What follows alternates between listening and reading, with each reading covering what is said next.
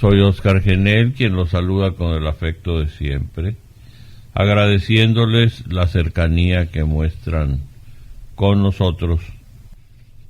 Este es un programa que tiene que ver con nuestra historia, por eso se llama Tijuana Ayer y Hoy. Vamos a hacer una semblanza de hechos, y nos vamos a ir hasta 1911. La Junta del Partido Liberal Mexicano, que presidía Ricardo Flores Magón, provisionalmente establecida en Los Ángeles, California, resolvió organizar y armar a los liberales dispuestos a combatir al régimen porfirista. Así fue como la madrugada del 29 de enero de 1911, 17 revolucionarios mexicanos atacaron y ocuparon la población de Mexicali, con José María Leiva como jefe. Este estado de cosas motivó que los Flores Magonistas estuvieran en Baja California hasta el 17 de junio del mismo año, en que aceptaron tratados de paz con el maderismo, aunque Flores Magón y otros adictos conservaron inflexibles su postura política. La actitud de Ricardo se explica porque sus ideas políticas y su tesis doctrinaria lo hicieron evolucionar a un radicalismo utópico con un programa irrealizable. Después del ataque a Mexicali, se incorporaron a las fuerzas magonistas un gran número de extranjeros, miembros de los trabajadores industriales del mundo, una organización que pues aceptaba todo lo que fuera de la ultra izquierda. Pero no todos los extranjeros que se incorporaron lo hicieron de buena fe. Muchos llegaron movidos por la ambición y la codicia de pescar a río revuelto, y un personaje podría ser representativo de estos extranjeros, aunque no tuvo la mínima conexión con Flores Magón. Nos referimos a una especie de payaso, lo dice la historia, llamado Dick Ferris. La historia misma nos cuenta que este individuo tuvo la osadía de presentar al gobierno del presidente Porfirio Díaz una estrafalaria petición: someter a usted la proposición de que nos entregue la Baja California a una comisión de 100 ciudadanos norteamericanos que sean aceptables a usted, con el fin de establecer una moderna república con gobernantes progresistas que llevará el nombre de República de Díaz. Petición que, como es de suponer, el gobierno rechazó. De esta manera, el movimiento, ya a la altura en que llegaron a Tijuana, había degenerado. Estaba prácticamente en manos de extranjeros, sobre las cuales Ricardo solo, puesto que ya para entonces lo habían abandonado su hermano José María Leiva y otros prominentes Flores Magonistas, tenían una autoridad relativa, tanto por su carácter carente de energía para mandar, para dirigir un movimiento armado, como por la distancia, pues casi nunca abandonó Los Ángeles para dirigir personalmente el movimiento, y que fue de mano en mano, pero la mayoría de extranjeros, después que Leiva se retiró desde un principio en Mexicali, extranjeros como Stanley, Mosby, Berthold, Price y otros. En tales condiciones, al llegar a Tijuana, un puñado de mexicanos hizo una vigorosa defensa de la amenaza de esos extranjeros y cuyos resultados todos conocemos, hechos que ocurrieron el 22 de junio de 1911. Ustedes que nos hacen el favor de escucharnos domingo a domingo, han visto frente a la Plaza de Toros El Toreo un monumento muy bello a la mitad de la calle, para que lo admiren de ida y de venida. Ahí, en ese monumento, se conmemora precisamente la defensa que de su ciudad hicieran un puñado de tijuanenses. La historia se detiene un momento y empieza a recorrer los apellidos de muchas familias que llenaron prácticamente un calendario cívico defendiendo lo que ahora es la casa de todos y dando lugar a que se piense que Tijuana precisamente comienza, como ya lo advirtió un muy reconocido historiador, en Jalisco, en Oaxaca, en Sinaloa, en Veracruz, en Puebla, en todas aquellas entidades de donde surge la fuerza tijuanense. Ahí comienza nuestra gran ciudad. La historia nos cuenta que el coronel Esteban Cantú estuvo cimentando prácticamente los destinos de Tijuana. Es de suma importancia glosar la influencia que tuvo uno de los gobernantes más discutidos y uno de los personajes de mayor relevancia en la historia moderna de Baja California, el coronel Esteban Cantú. Acerca de la población de Tijuana, en el periodo que le tocó tener en sus manos los destinos de Baja California. Solamente fueron 5 años, de 1915 a 1920. Cantú asumió el mando del distrito bajo condiciones un tanto discutibles, cuando de hecho no existían autoridades, al abandonar el gobierno civil, pues el militar había quedado en manos de Cantú, el mayor Baltasar Avilés, designado por Francisco Villa. Uno de los primeros actos de Cantú fue cambiar a Mexicali, la capital del distrito, y luego el lema que había venido utilizando el gobierno, Constitución y reformas, por el de Patria, Constitución y Paz. Y a poco muestra su interés por Tijuana, sobre cómo debe aceptar la inmigración de norteamericanos que se interesen en residir en Baja California. Todavía con residencia en Tijuana, Cantú expide un decreto en julio 24 de ese mismo año, convocando a la renovación de los ayuntamientos de Ensenada y de Mexicali. En octubre 19 de 1916, Cantú decretó una trascendental medida, quizá fuera de sus atribuciones, cosa que no nos sorprende, puesto que su gobierno hasta cierto punto fue mantenido casi en forma independiente del centro, concediendo a los jueces de primera instancia facultades conferidas solo a los jueces de distritos federales. Poco después, les aumentaba los sueldos a jueces y a magistrados de distrito. En 1918, en agosto 19, el coronel Cantú expide en Tijuana un acuerdo prohibiendo terminantemente la salida de trigo, por la baja cosecha y por temor de que se agoten las existencias en perjuicio del pueblo, dirigido a las aduanas y presidentes municipales.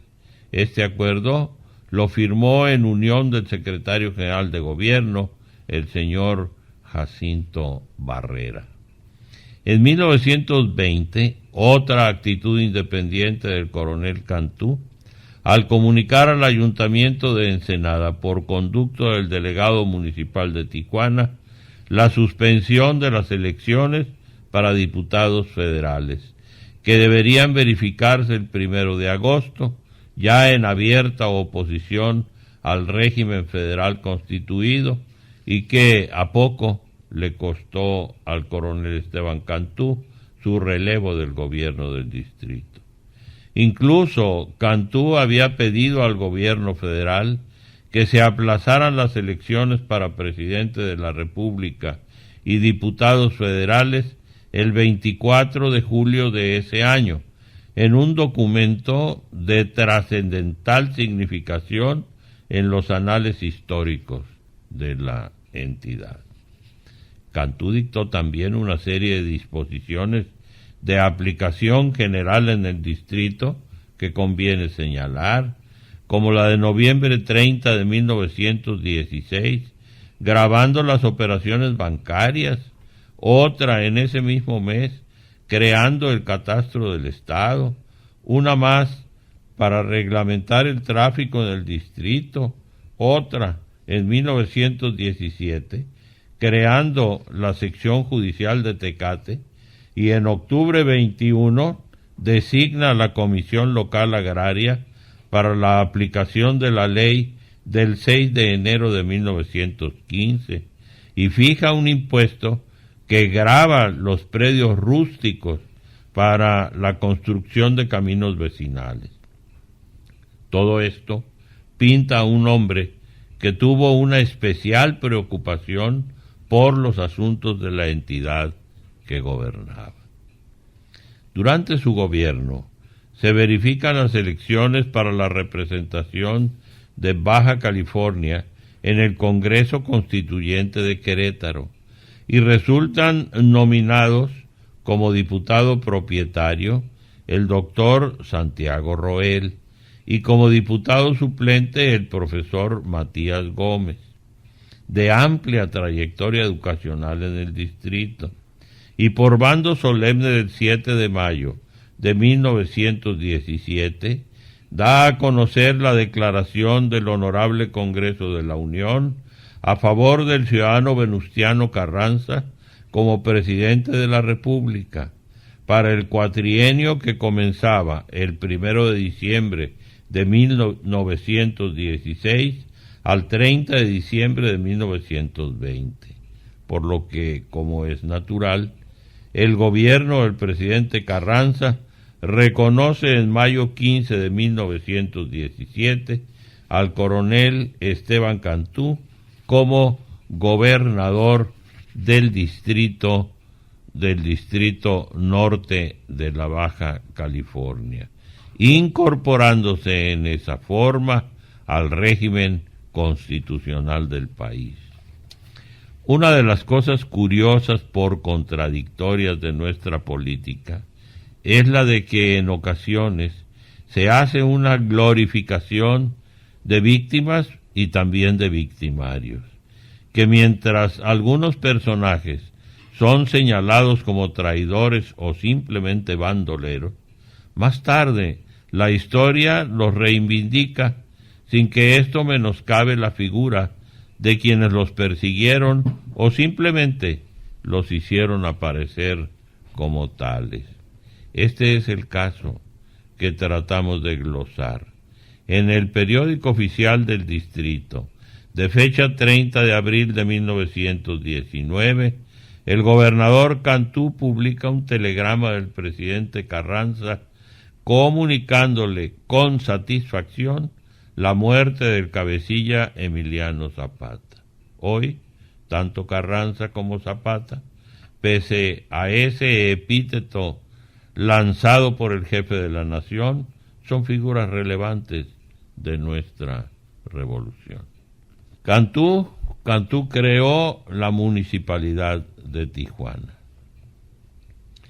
Pero el acto de mayor significación política que el coronel Esteban Cantú llevó a la práctica en lo que toca a Tijuana fue haberla elevado a la categoría de municipalidad, o intentado elevarla al menos, pues tal cosa no sucedió, como es asimismo la creación de esta municipalidad uno de los hechos de mayor trascendencia en esa década.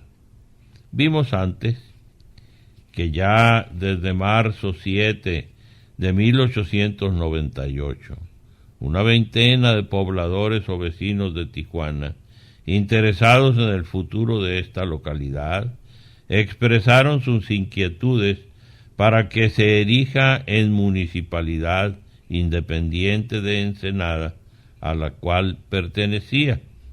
Esta idea, esta plausible iniciativa para lograr la autonomía de Tijuana como municipalidad, cobró mayor fuerza en la segunda década, en que ya el pueblo de Tijuana tenía un fuerte movimiento turístico que generaba un considerable volumen de ingreso al ayuntamiento de Ensenada. En 1916, sus ingresos solamente por el mes de agosto fueron de 17,546 pesos con 18 centavos, cantidad muy considerable en aquellos tiempos, y así se ve en los meses subsiguientes. Por otra parte, ya desde 1914, contando con alumbrado eléctrico, concesionado a Donald Krish, era cabecera de la Inspección de Correos, a cargo de don Cristóbal Aguillón, había un juzgado de primera instancia, y en mayo 16 se estableció en ese lugar una nueva sección judicial. Se autorizó a don Antonio Elouce la construcción de un ferrocarril suburbano e interurbano entre Tijuana y los campos del hipódromo, que en ese entonces pagaba 100 pesos diarios de impuestos municipales, aunque ignoramos si este proyecto, que ya delineaba el futuro de una ciudad turística, se llevó a efecto. Eran concesionarios del hipódromo los señores Jores y Moore. En una palabra, el ayuntamiento de Ensenada se ocupaba en gran parte en sus sesiones reglamentarias de los asuntos de Tijuana. Otro hecho que vino a estimular los propósitos de los tijuanenses para constituirse en municipalidad fue que el coronel Cantú había establecido, aunque de manera temporal, la cabecera del distrito en Tijuana, en donde en repetidas ocasiones dictaba acuerdos en sus frecuentes visitas que le hacía.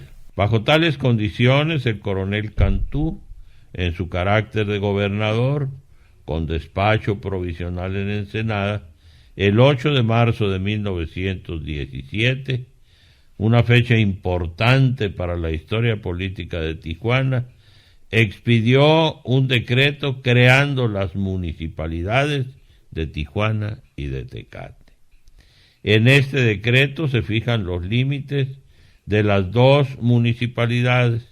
Se establece que se integrarán con 7 regiones, que tanto el subprefecto de Tijuana, que era Ricardo López, como el comisario de Tecate, que era Manuel Vizcarra, convocarían a elecciones para el 31 de marzo en curso, a fin de que tomaran posesión de sus cargos las personas electas el día 15 de abril próximo, para renovarse el primero de cada año natural.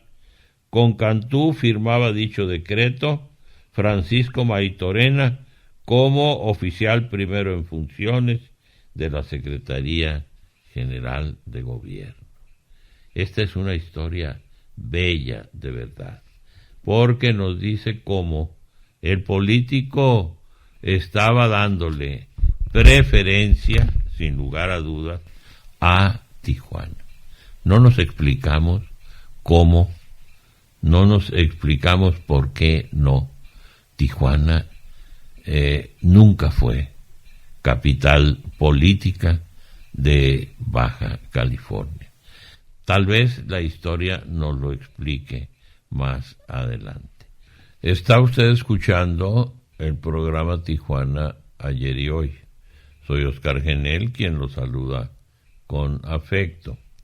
Estoy haciendo un repaso por la historia de Baja California, que se lo debemos, este trabajo histórico, a Celso Aguirre Bernal. Y como usted ve, estamos analizando la posición que tuvo frente al gobierno central de la República el coronel Esteban Cantú. Decíamos nosotros que no hemos recibido una explicación que nos convenza de por qué Tijuana nunca fue capital ni del territorio ni del estado de Baja California. Algún día lo sabremos. Vamos a hacer una pequeña pausa, es muy pequeña, ya volvemos.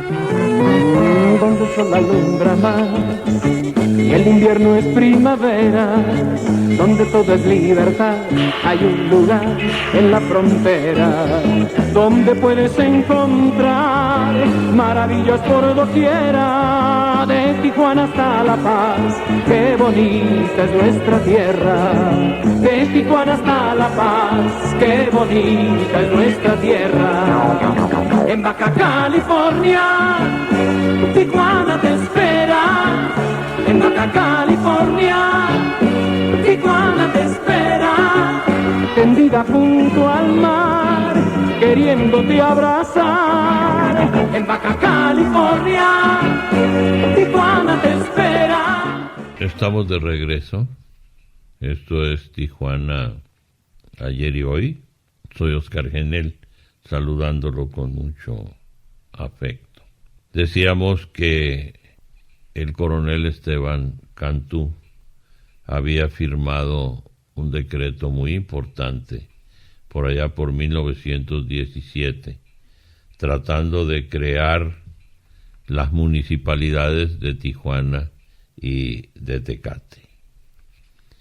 Y efectivamente así, los pocos residentes que había en Tijuana no solamente aplaudieron, sino que estuvieron dispuestos a hacer avales directos como ciudadanos de este decreto que les daría una vida municipal. Pero, como luego se dice, el gozo de los tijuanenses se fue al pozo, porque el 13 de abril, una vez que se habían verificado las elecciones en los dos nuevos municipios, estas se declaran nulas en Tijuana. Según el artículo 1 del mencionado decreto, que a la letra dice: son nulas las elecciones celebradas el 31 de marzo último por la formación del primer ayuntamiento de la municipalidad de Tijuana. El mismo decreto señalaba que oportunamente se convocaría a nuevas elecciones, pero que jamás durante el gobierno de Cantú se llevaron a cabo. Y en esta forma, Tijuana continuó como sección municipal bajo la jurisdicción de Ensenada. Ignoramos mayores detalles sobre las razones que se tuvieron para declarar nulas las elecciones del proyectado primer ayuntamiento de Tijuana, aunque nos suponemos que Cantú, en un viraje que parece inexplicable, cedió a las presiones que seguramente tuvo de las autoridades de Ensenada, con las cuales no guardaba una muy buena relación, desde que en 1915, al asumir el poder como gobernador, dispuso el traslado de la capital del distrito de Ensenada a Tijuana, y seguramente no quiso darles un nuevo motivo para enardecer sus ánimos, que aún al cabo de los años subsisten contra Cantú.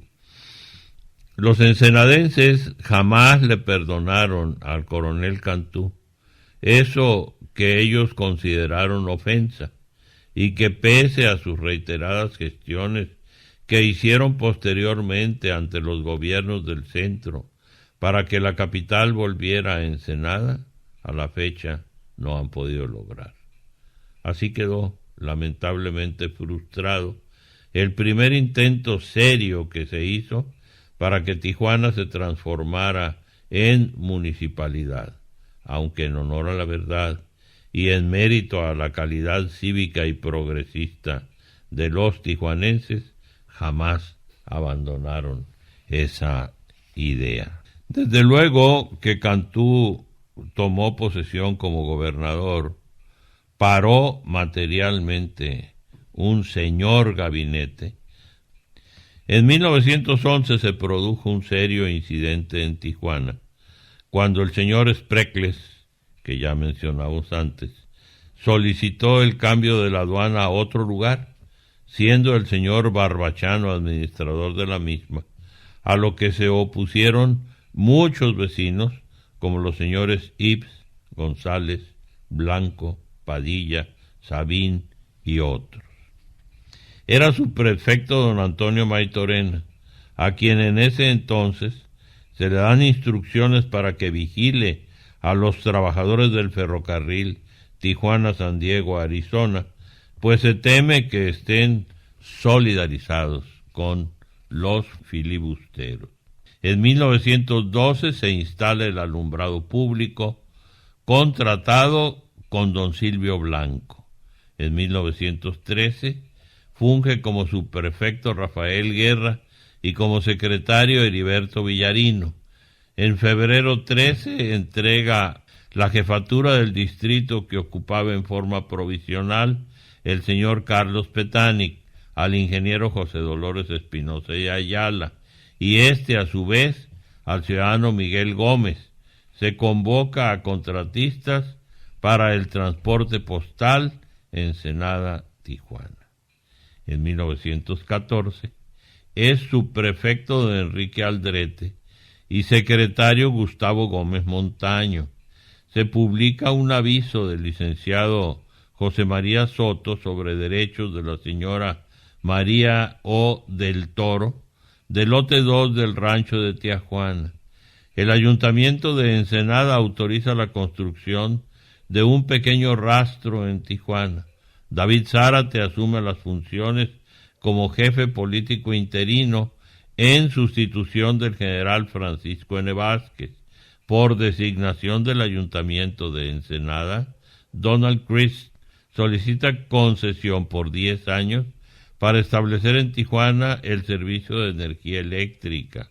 En septiembre era subprefecto Antonio Maytorena y secretario Rafael Legrand. En noviembre el jefe político, Baltasar Avilés, otorga una concesión por 5 años a Richard para que opere una línea de automóviles entre Ensenada y Tijuana.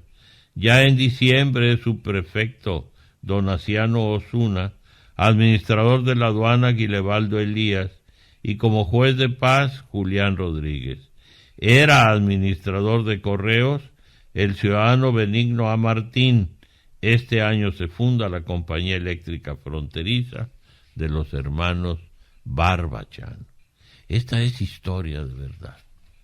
Todavía allá por los años 40 y tantos, como reportero me tocó conocer y trabar mucha amistad con Henry, con Rubén y con Miguel Ángel Barbachanos, pioneros de la luz, pioneros de la telefonía, hombres de pro de verdad, verdaderamente enamorados de esta parte de México y trabajadores como muy poca gente he conocido. En 1915 era jefe del sector militar en Tijuana el teniente coronel Justino Mendieta. En enero 21 asume el mando como gobernador y jefe militar del distrito el coronel Esteban Cantú, según se dice por nombramiento de Francisco Villa.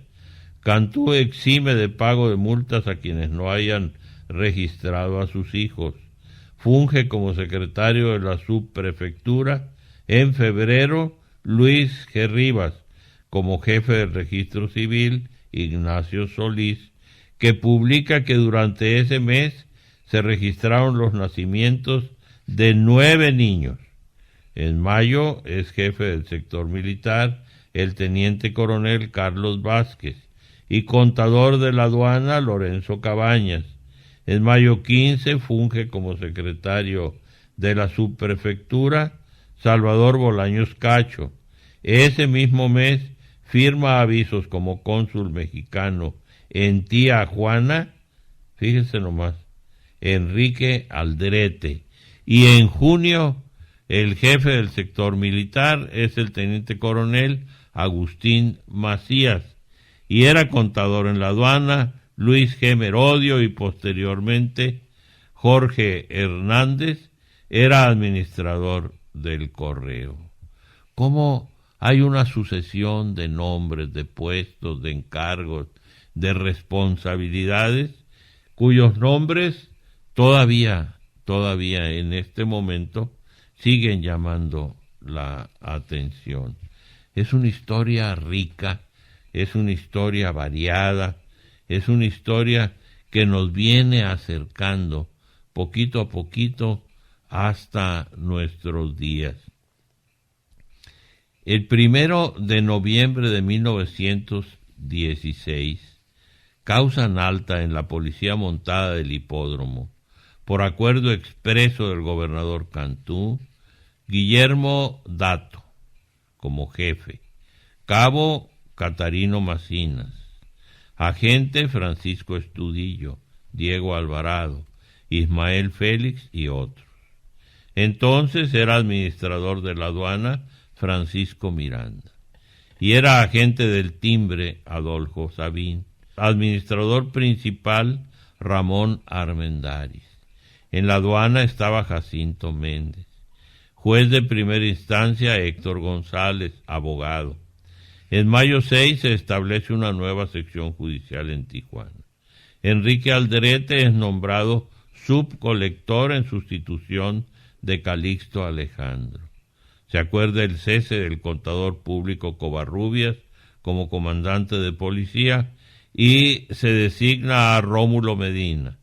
En septiembre de ese año, Tijuana recaudó, fíjese usted, 27,275 pesos con 65 centavos, de los cuales el hipódromo pagó 3,300. Era secretario entonces del juzgado el licenciado Jesús de la Garza. En octubre 11 se organiza la Sociedad de Empresa del Hipódromo de Tijuana y por primera vez don Silverio I. Romero es nombrado delegado.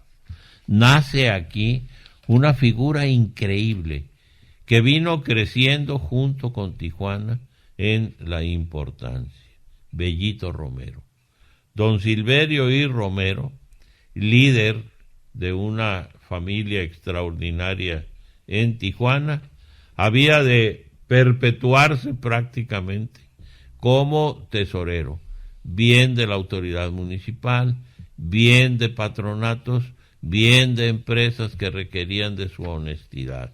Un hombre que fue de una página a otra de la historia de nuestra ciudad, siempre dando demostraciones de honradez, de laboriosidad y de trabajo. Mucho, pero mucho trabajo. Y sigue la historia contándonos cómo en 1917 era administrador de la aduana Silverio Reina Garza. En febrero se establecía en Tijuana la primera notaría pública, autorizada desde luego por el gobernador Cantú. Se rematan los bienes de la Plaza de Toros de Tijuana. Doloroso esto. Todo lo que tenga que ver con la fiesta de toros duele. El ayuntamiento de Ensenada como resultado de la controversia que tuvo con el gobernador Cantú, declara que la subprefectura política de Tijuana depende directamente del gobierno del distrito. En esta forma, ya desde entonces, así era respetada la autonomía municipal y de esa forma se anteponía el gusto por la política al imperio de la ley. Pareciera como si estuviéramos precisamente viviendo el día de hoy. En 1918 continúa como subprefecto Ricardo López. La planta de agua tiene un presupuesto de 484 pesos con 70 centavos. Pero fíjense ustedes que hay un déficit ya, que la historia lo encontró y lo mandó a la temporalidad. 244 pesos con 70 centavos mensuales. Había déficit. En febrero se trasladó la asesoría de jueces no letrados de Tijuana a Mexicali. Por residir en esto, el Supremo Tribunal de Justicia, siendo el licenciado Justo Castillo asesor. Era inspector de la tercera zona escolar Manuel Mario Doria. También el maestro Doria es parte de la historia de la educación en nuestra ciudad. Jacinto Méndez establece una línea de automóviles entre Tijuana, Ensenada y Mexicali. El ministro de Agricultura, encontrándose en Tijuana, acuerda los fondos legales para San Rafael, Real del Castillo y Calmayí, Santo Tomás y San Quintín, así como el de San Felipe y Santo Domingo. En mayo se nombra a don Silverio Romero como delegado municipal otra vez. Y en marzo el presidente Carranza dicta disposiciones sobre el reparto de tierras en Baja California.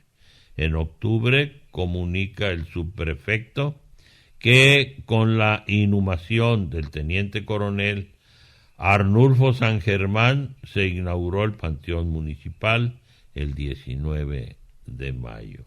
Y Manuel J. Millán se hace cargo de la jefatura de policía. Ya en 1919, en el periódico oficial de febrero 10, aparece un decreto del presidente Carranza sobre el arroyo de Tijuana. El agente de Agricultura, Gustavo Durán, convoca a los interesados para el deslinde de los terrenos del poblado de Tijuana y se declaran nulos los fraccionamientos y venta de predios rústicos reclamados por pueblos de conformidad con la ley del 6 de enero de 1915. Se nombra subalterno del timbre a Rafael González y jefe de telégrafos a Alberto Rodríguez. En 1920 el presidente de la República nombra juez de primera instancia en Tijuana a Luis Cacho. Se autoriza a Sperl para que verifique vuelos de recreo en un aeroplano de su propiedad. En abril se presenta un agudo problema de carácter braceril en Tijuana. Se nombra inspector de sanidad al doctor Manuel J. Doria. Los ayuntamientos de Tecate y Ensenada se solidarizan como el de Mexicali para que continúe Cantú al frente del gobierno del distrito.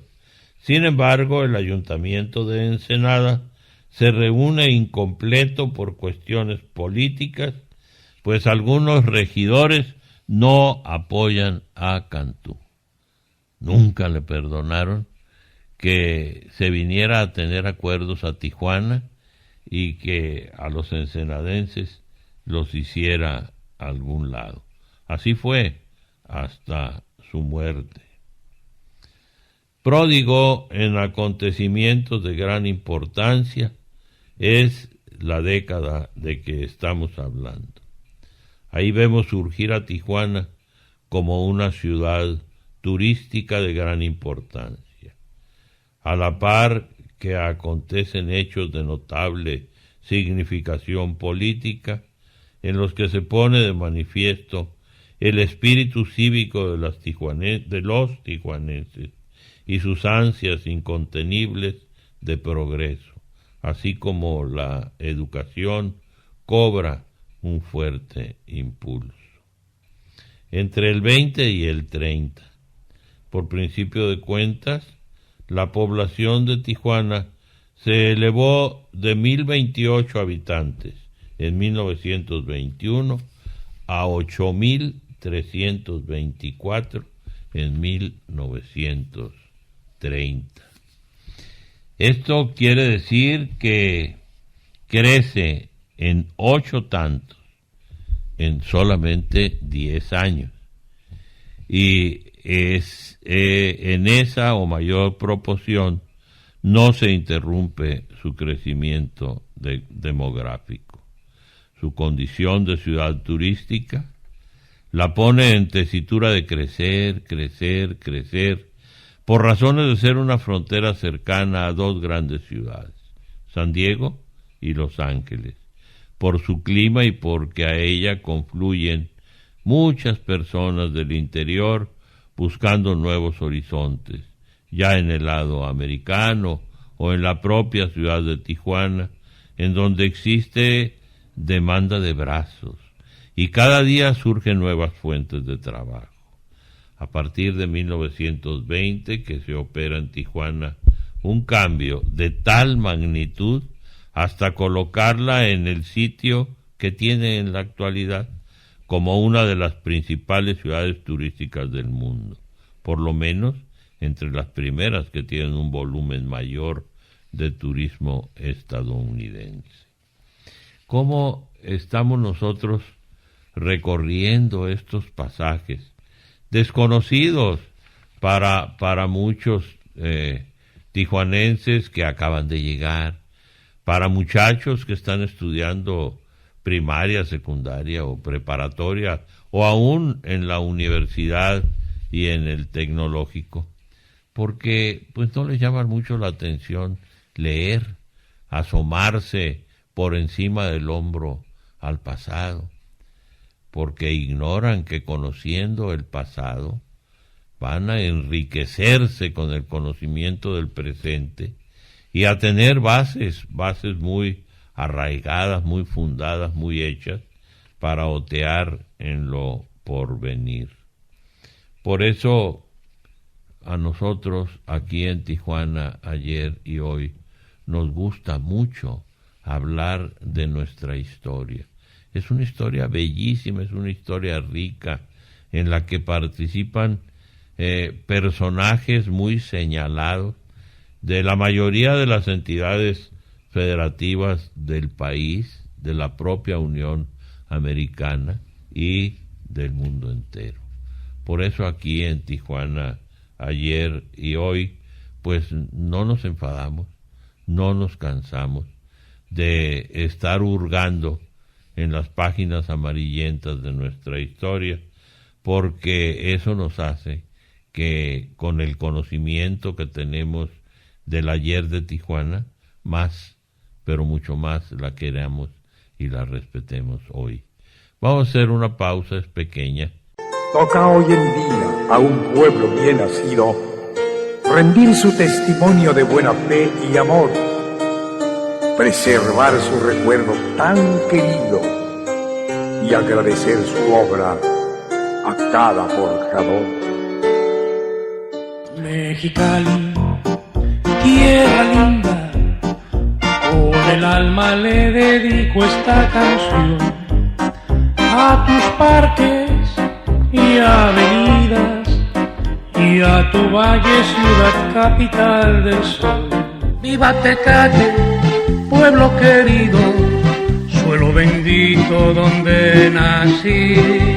Tecate tiene la enorme dicha de ser la cuna del Cochimí.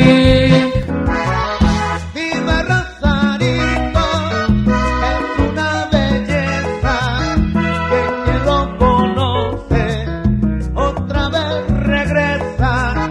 Viva Rosarito, es un paraíso porque Dios lo quiso y lo puso aquí.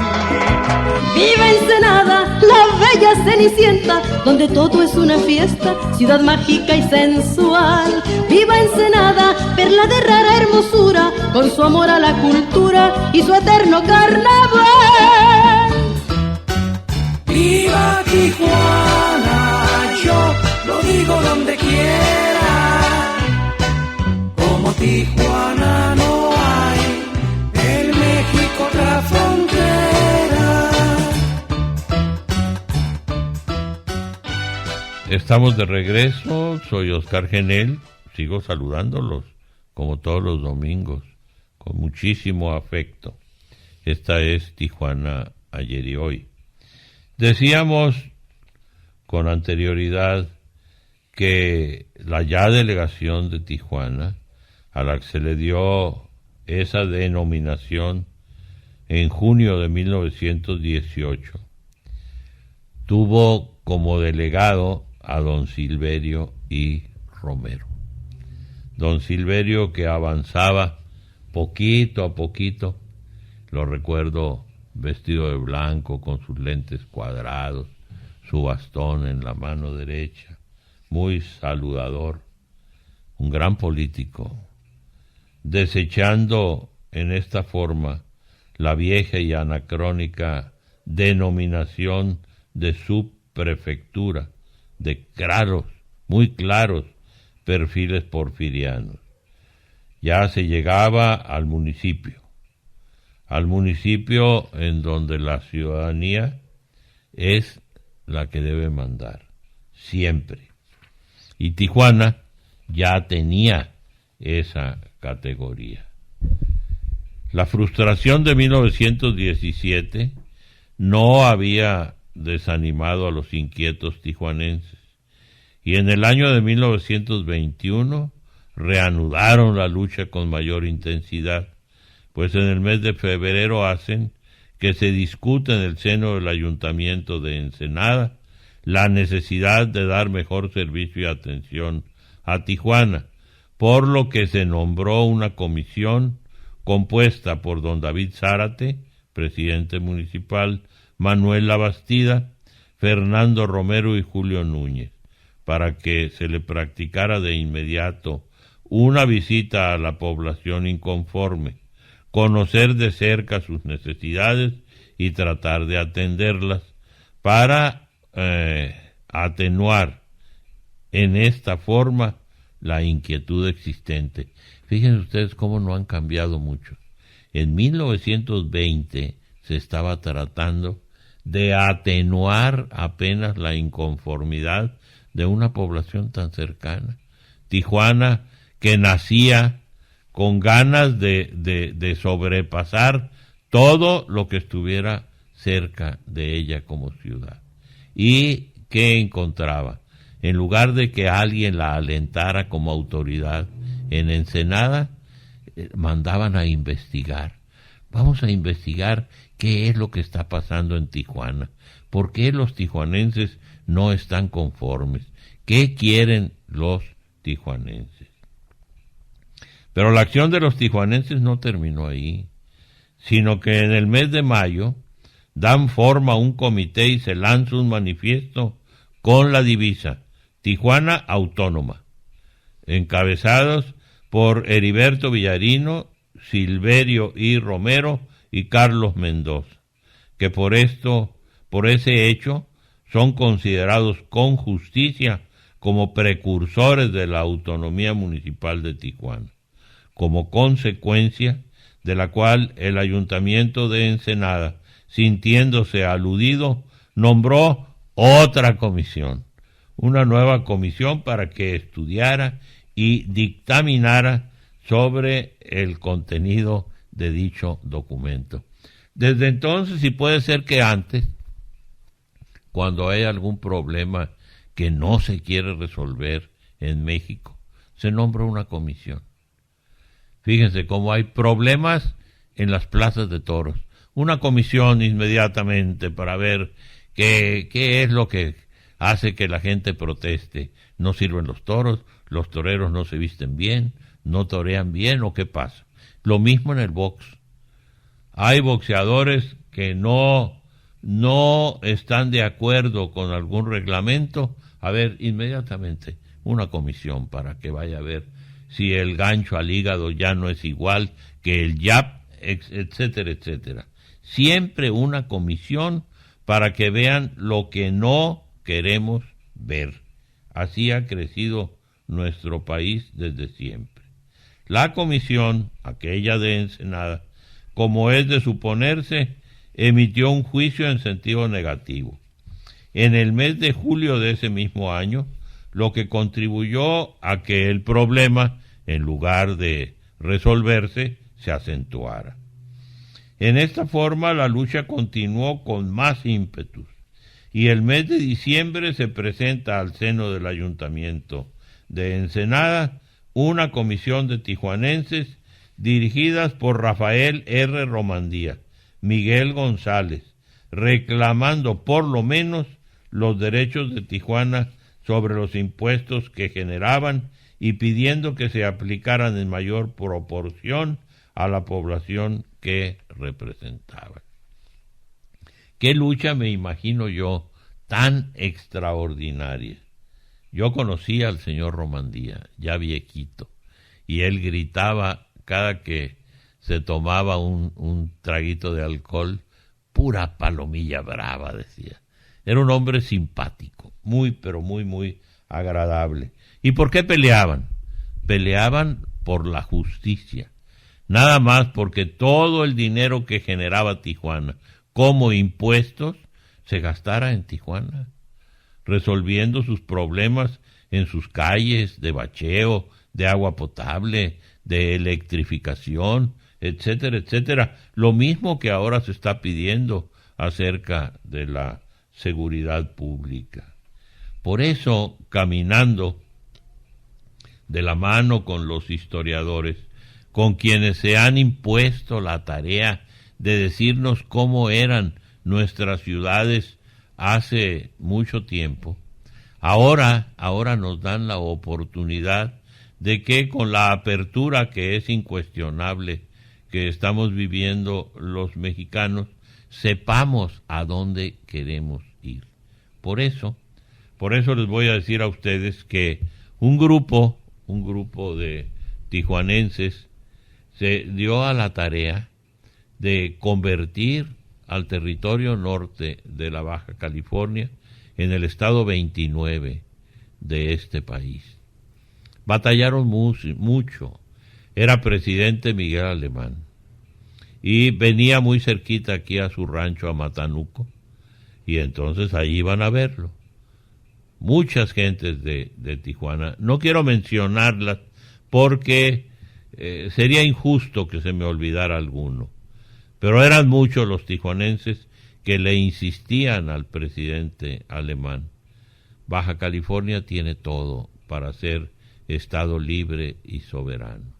Y finalmente triunfa la razón y la justicia.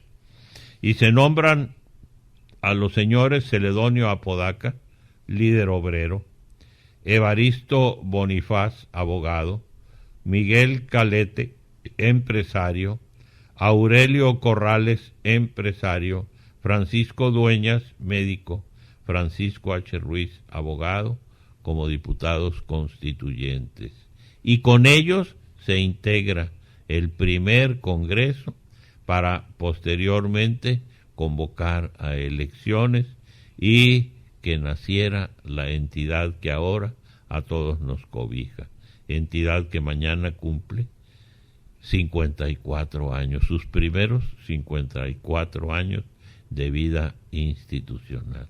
Vean ustedes cómo, viniendo desde los albores de la lucha por tener municipios libres, hemos llegado al punto en que tenemos que felicitarnos todos porque vivimos en un gran estado.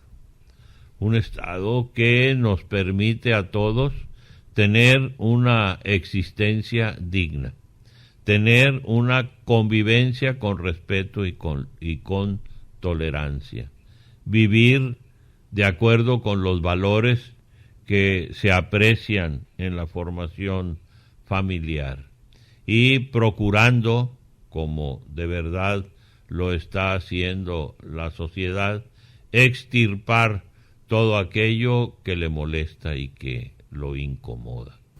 Así es Baja California y así es Tijuana, nuestra ciudad, que como todos los domingos nos permite que repasemos nuestra historia y que la hagamos llegar hasta ustedes para sentirlos enraizados, comprometidos, responsables de sus actuaciones personales y de grupo, para que nuestra ciudad cada día sea lo que anhelamos, una ciudad mejor. Hemos llegado así al final de uno más de estos programas, Tijuana ayer y hoy, porque estamos convencidos, muy seguros, de que conociendo el ayer, sabemos lo que tenemos hoy y podemos aspirar con posibilidades de alcanzar el éxito a lo que será mañana. Muchas gracias.